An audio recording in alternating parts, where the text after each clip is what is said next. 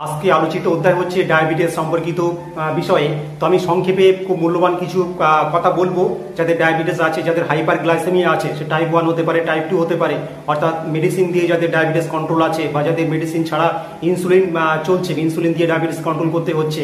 তো এই যাদের সমস্যা আছে তাদের ক্ষেত্রে অবশ্যই আমাদের যে অত্যাধিক এখন গরম পড়ছে, তো এই সামার সিজনে বা গ্রীষ্মে যে সমস্ত সমস্যা হয় সেই সমস্ত সমস্যা যদি আমরা অ্যাভয়েড করতে পারি বা কোন কোন সমস্যা হলে, কোন কোন অ্যাগ্রাভেট হলে ডায়াবেটিসটা বেড়ে যেতে পারে, তো সেই বিষয় নিয়ে আমি সংক্ষেপে আলোচনা করব। তো ভিডিওটা অবশ্যই শেষ পর্যন্ত দেখুন, তাহলে অবশ্যই মূল্যবান কিছু তথ্য জানতে পারবেন।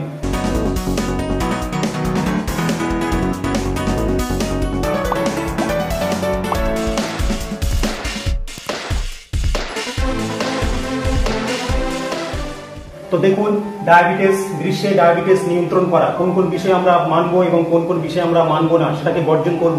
তা করণীয় আমরা কি কি করলে আমাদের ডায়াবেটিসকে কন্ট্রোল করতে পারবো। তো নাম্বার 1 দেখছেন, প্রচুর জল পান করুন। নাম্বার 2, বাইরে যাওয়ার সময় ছাতা টুপি অবশ্যই ব্যবহার করুন। আপনি যখন রৌদ্রে যাচ্ছেন বা কোনো কাজের জন্য যাচ্ছেন, অবশ্যই সান এক্সপোজার থেকে সাবধানে থাকুন। সূর্যের আলোতে বেশিক্ষণ থাকবেন না। সূর্যের আলোতে বেশিক্ষণ থাকলে আপনার হাইপোগ্লাইসেমিয়া হতে পারে, অর্থাৎ অত্যাধিক সোয়েটিং হয়ে কিন্তু সুগার কমে যেতে পারে, তার সঙ্গে কিন্তু অন্যান্য কমপ্লিকেশন হতে পারে। তো অবশ্যই বাইরে যাওয়ার সময় ছাতা টুপি ব্যবহার করুন। নাম্বার 3 দেখছেন, ঢিলা ও হালকা পোশাক পরুন। অবশ্যই কটন পোশাক ব্যবহার করলে ভালো, এখন সিনথেটিক টাইপের পোশাক না পরলেই ভালো। সিনথেটিক টাইপের আমাদের সোয়েটিং এর সমস্যা হয়, সোয়েটিংটাকে ভালো বাইরের সঙ্গে ভালো ভেন্টিলেশন হয় না, তার জন্য ভিতরে সোয়েটিং হয় এবং সে ঘাম জমে বিভিন্ন স্কিন সমস্যা হতে পারে।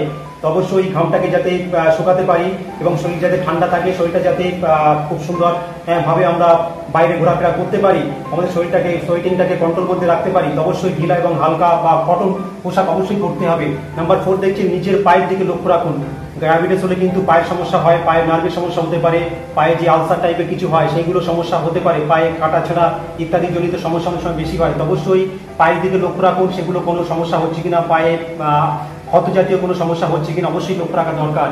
নাম্বার 5, ডাক্তারের পরামর্শে নিজের রক্তের গ্লুকোজ পরীক্ষা করুন, পারলে ঘন ঘন পরীক্ষা করুন।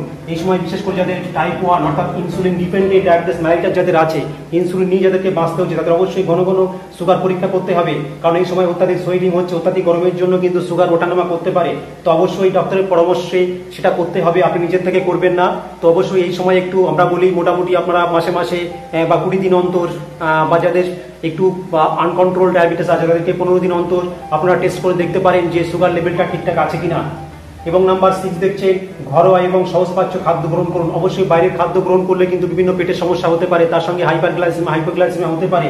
তো অবশ্যই সহজপাচ্য যেগুলো সহজে হজম হয়, সহজ ইজিলি ডাইজেস্টিভ যে ফুডগুলো আছে সেগুলো অবশ্যই নিতে হবে। এগুলো বললাম করণীয়, যেগুলো আমরা মানবো।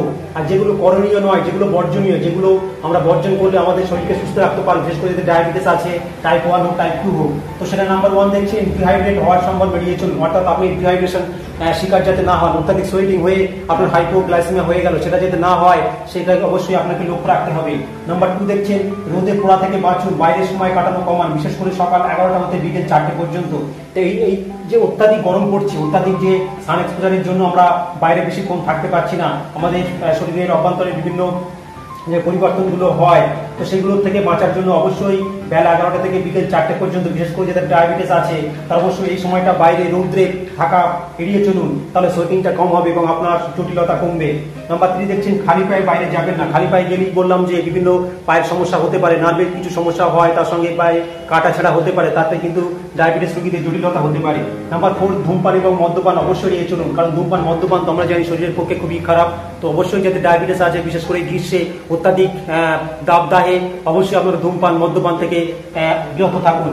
নাম্বার 5, বাইরে অর্থাৎ হোটেল বা রেস্টুরেন্ট বা বেড রোড সাইডে খাওয়া এড়িয়ে চলুন। অতিরিক্ত ভাজা পোড়া এবং অতিরিক্ত তেল মশলাযুক্ত খাদ্য থেকে দূরে থাকুন। আমরা যদি বাইরে হোটেলে খাই বা ভাজা পোড়া খাই, তার জন্য আমাদের শরীরে বিভিন্ন সমস্যা হয়, তার থেকে হাইপারগ্লাইসেমিয়া, হাইপোগ্লাইসেমিয়া অর্থাৎ সুগার বৃদ্ধি পেয়ে সমস্যা হতে পারে, আবার সুগার কমে গিয়ে কিন্তু সমস্যা হতে পারে।